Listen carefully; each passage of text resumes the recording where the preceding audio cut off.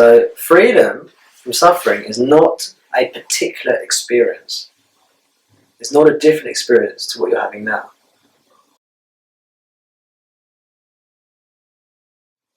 So what we've been doing here is we've been going through a structured teaching. And this is session 5.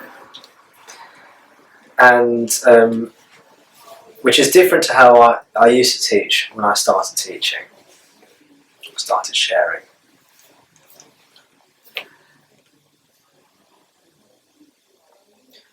I found that when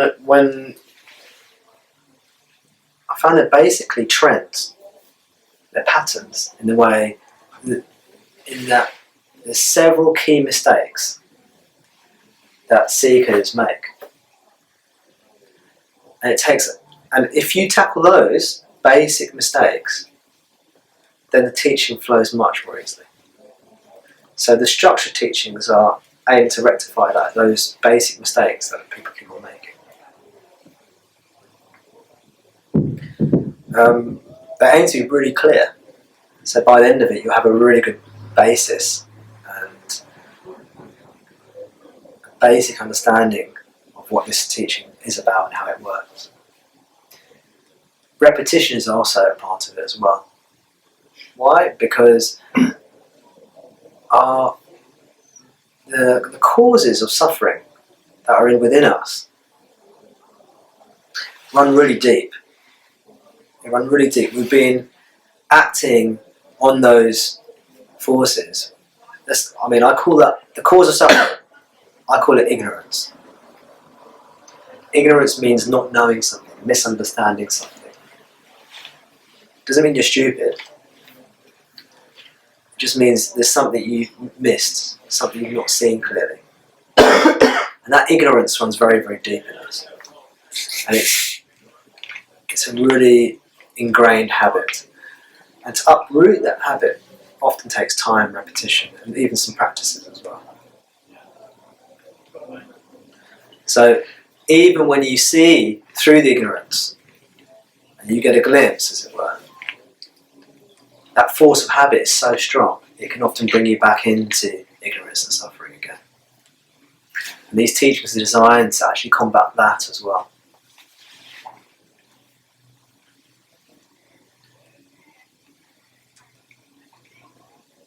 And just for Nisha, we're going to do a recap.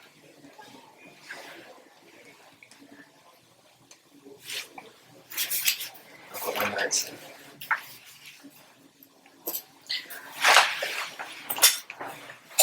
And I'm gonna see who's listening. In the last, I had to look to see what session I put. Session 5. I've got it written here. I think the last 4 sessions. So, question 1: what are most people looking for? What did we say? Happiness, peace, contentment. They're looking for Kingston. I'm still remember. That's one of my teachings. What's that teaching? You care to share that one? The guy who's looking for Kingston, looked at the brochures, and he walks in and he asks a person walking up the road, "Hey mate, do you know where Kingston is? I've been searching for it all my life." And the guy says, "This is it." He says, "This can't be it, because it doesn't look like the brochure I bought in 1979. I know that this is it." So it's that dilemma of being in Kingston but not recognising it as a metaphor for awareness. Exactly. Freedom. Yes, exactly. We're free. So if we're already free, if freedom's fully here, what's the problem? Isn't it? If that's true, if freedom's completely here, there's no need to suffer, then why am I suffering? What's going on? And that's the analogy of someone in Kingston looking for Kingston. And when you tell you're in Kingston, he doesn't believe you. Like, nah, this isn't Kingston. This place. Yeah, you're in Kingston, you're in Kingston. It doesn't feel like Kingston though, you know? It doesn't feel like Kingston. I thought Kingston would feel different. So it's this kind of thing. The problem is you don't recognise or realise the reality that's presented to us. And that's the essence of the non-dual teachings. Non-duality is saying that you're already here. There's nothing else you need to do. Sophia, isn't it? Yeah. You mentioned oneness, you see. So if oneness is the truth, if everything is one, then what do we... Is there somewhere else we need to get to? There's somewhere else we need to get to. That's the second place. That's two-ness. It's not oneness. Oneness means this is everything. It's all here already, isn't it? So that's a line of reasoning anyway. So yeah, we see that most people are seeking happiness, fulfillment, peace, lasting happiness, lasting fulfillment, let's say. And how are most people seeking that? What do we say? Through objects. Through objects. And objects is a technical term in the teaching, isn't it? It is, because normally, if you just meet someone on the street, you say, "Oh, you're searching for fulfillment through objects, aren't you?" They go, "What? I'm not interested in objects." So what are objects? Ferrari. Ferraris, yes. Well, Ferrari. Not for me though. What's your Ferrari? No, you don't have to answer. Gosling. Ooh, Ryan Gosling. Ryan Gosling. Ryan Gosling. He would be classified as a gross object. It's not gross for me. Definitely a gross object.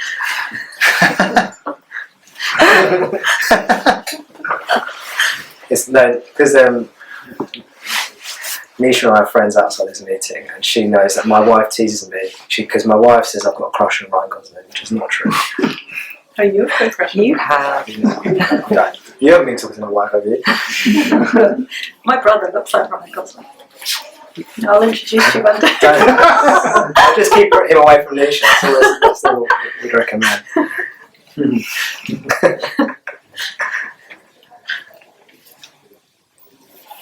So, a humble request not to mention Ryan Gosling anymore in the session, because he seems to just upstage me.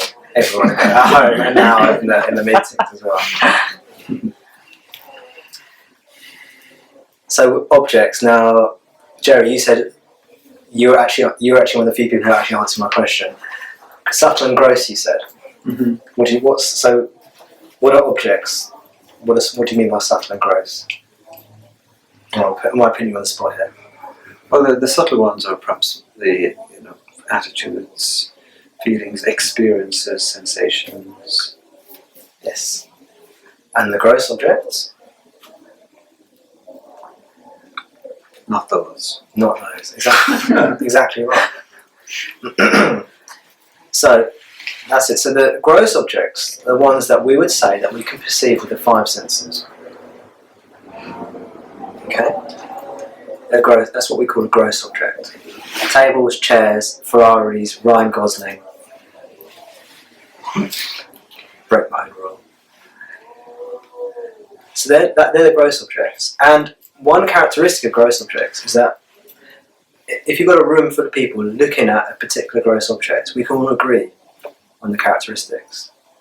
We can say a chair, yes, it does have four legs, yes, it's got a red seat. We can all agree that. The subtle objects are the ones that aren't perceived with the five senses and are private to us. And no one else has direct access to our subtle objects. So it's your thoughts, it's your feelings. Maybe the inner sensation of how your body feels, which is your feelings, basically. It can be a psychic experience. It can be a dream. Any kind of imagination. So that the realm of the mind, you could say. They're your subtle objects. And no one else knows what your subtle objects are. Unless you tell them. Or unless you're giving some kind of non-verbal cue, in terms of maybe you're smiling and people say, I think that person's happy. See? And they won't be able to feel what your happiness feels like, but they'll know you're happy indirectly. So most people are seeking, most people are seeking fulfillment through objects. They're trying to attain either gross objects or subtle objects, pleasure, security, power, sex, drugs. Right? And does that work? That's my next question. No, it doesn't. Why doesn't it work? Doesn't last. Doesn't last. That's the basic answer. Yeah. It doesn't last. That's the essence. And we went into a few other reasons in the first session. We won't go into them today, but essentially, all objects come and go. Come and go. So you can't rely on them for fulfillment. Would everyone agree with that? Or does anyone have any questions about that? I think memory, you can have a really juicy memory of something that was temporal, but it can last for life. You know, and I get pleasure from that. Yeah. The actual event was passing, but it's left a resonance which is unblemished, really. So would you say that you can get lasting fulfillment from a memory?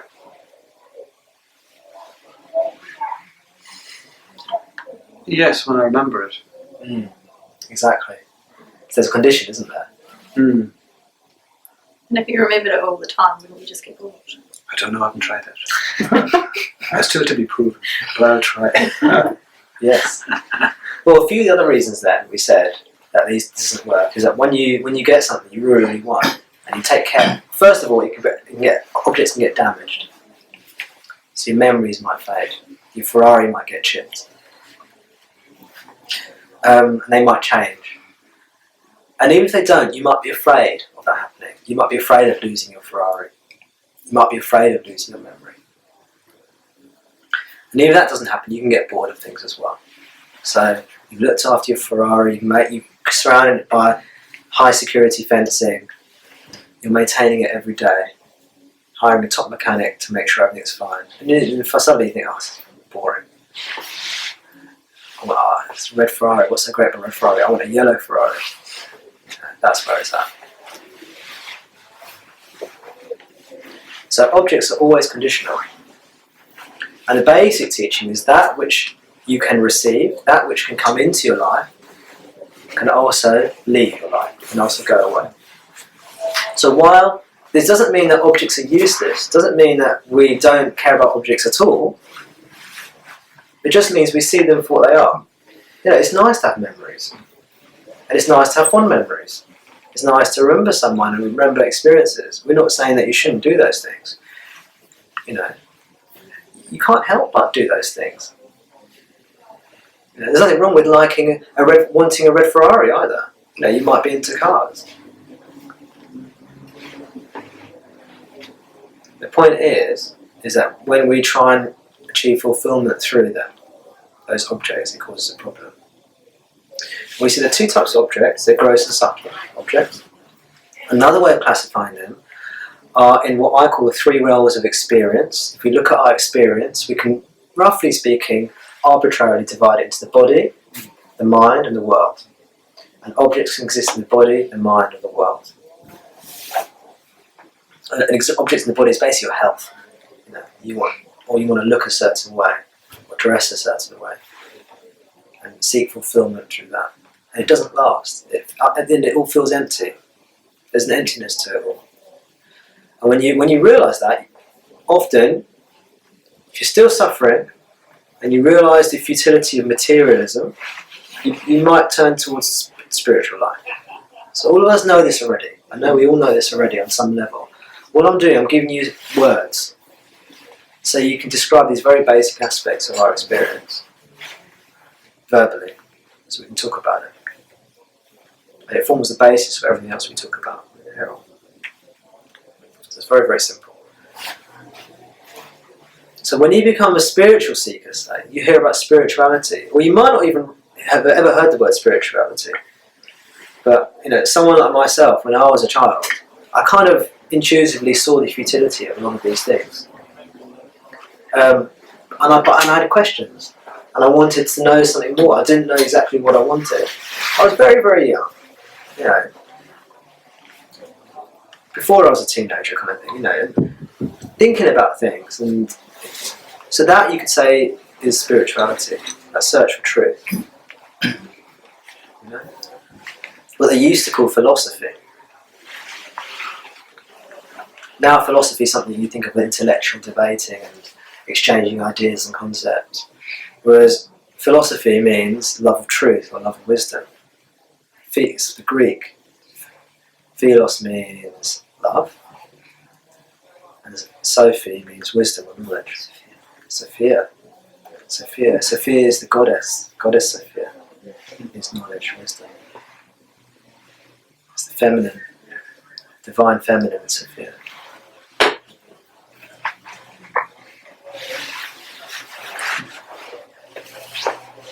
The equivalent of Shakti in Hinduism. Shakti is the divine feminism in Hinduism. Or Maya. Leela is another one. But the spirituality, what I talk about, is search for truth. It's yearning for something true and real. And also, you want to be free from suffering. It's also the basis of it. We want to be fulfilled with that truth. Ideally, if we could. So when you first become a spiritual seeker, what's the trap? Oh, actually, so we said that there are different ways of classifying objects. Subtle and gross, and then the body, mind and world. Just different ways of cutting up our pie of objects, slicing up the experience that we experience. Then another category of objects is experiences. Experiences are objects. They're not really a separate category. They're actually a form of subtle objects. But I just draw that out because anything you experience is an object. So if you're on a roller coaster ride and you had a particularly thrilling or scary experience, or whatever that experience was, that is an object. Those experiences come and go. Which means if you can't find lasting fulfillment through objects, it means you can't find lasting fulfillment through any particular experience either. Why is that relevant? Why is that relevant? Because people are often chasing a state of bliss, perhaps. Yes, exactly.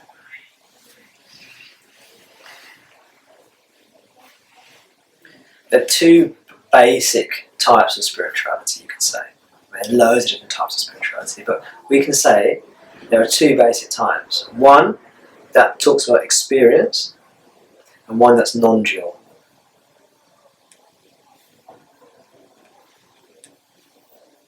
The experiential type of spirituality is saying that you can gain fulfillment through a specific experience, through a specific state of consciousness. And you achieve a state of consciousness, and I'll show you how to do it, then you'll be fulfilled. Whereas the non-dual says, all experiences come and go. Yes, you can learn from experiences. Yes, experiences can be pleasant and less pleasant. And yes, there are some altered states of consciousness which you can experience for yourself.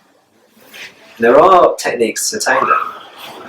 But it's going to be just like the experience you get riding in a Ferrari, or the experience you get through sex or drugs. In that, it will come and go. All experiences come and go. The brain can't sustain one state of mind for an indefinite amount of time.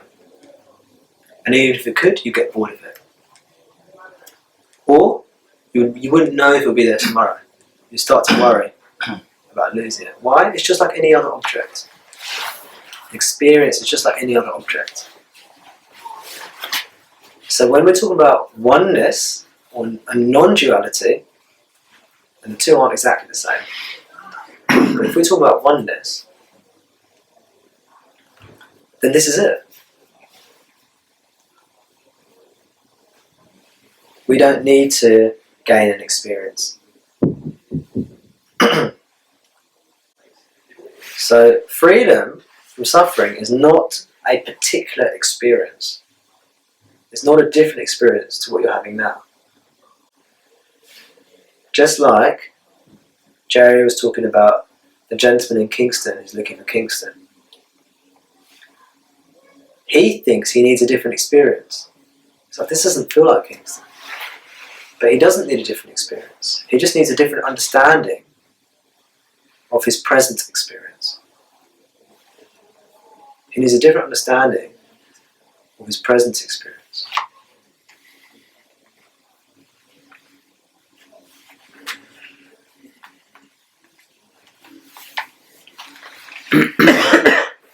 That's a really important point. To make it most weeks. Any questions about that? Are those two type of spirituality not sort of they can complement each other? Yes, they can. They can. Definitely, because this is basically about experience. It's not about a particular experience, but it's about understanding of present experience. So it's about not just having ideas floating around your head, but really seeing something for yourself, which is in your experience. Mm-hmm. But it's not about finding a particular experience and then making that last forever, because that's impossible. That's why you think, oh gosh, I had it, oh it's gone, I want it back again. You see? Because we were seeking happiness through objects before we became spiritual. We're hardwired to seek objects, and we've become hardwired to seek happiness through objects. It's so deeply ingrained, is what I'm saying. And when we become spiritual seekers, we start looking for the spiritual experience.